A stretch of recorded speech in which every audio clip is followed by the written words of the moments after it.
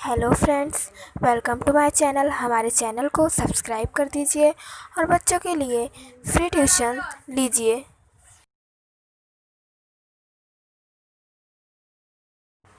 आज हम अलीमदा से लेकर शीन तक सारे हरफों को पढ़ेंगे। तो चलिए शुरू करते हैं। अलीमदा से आम,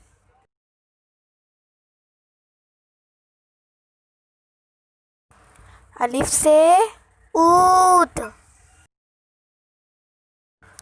ब से बंदर, प से परचम, ता से तारे,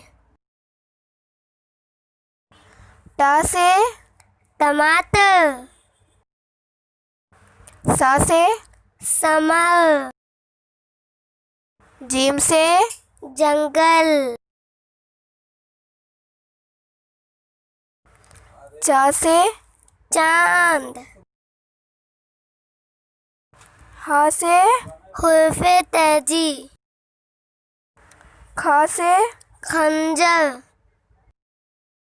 दाल से दफ्तर, दाल से ढोल, जाल से जरा,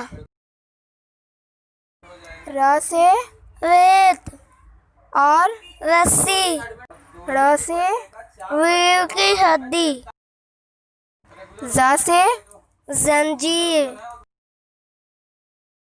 ज से जाकत,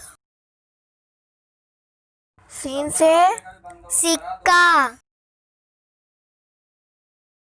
शीन से शक्ल। इंतज़ार करें हिस्सा 2 के लिए। शुक्रिया।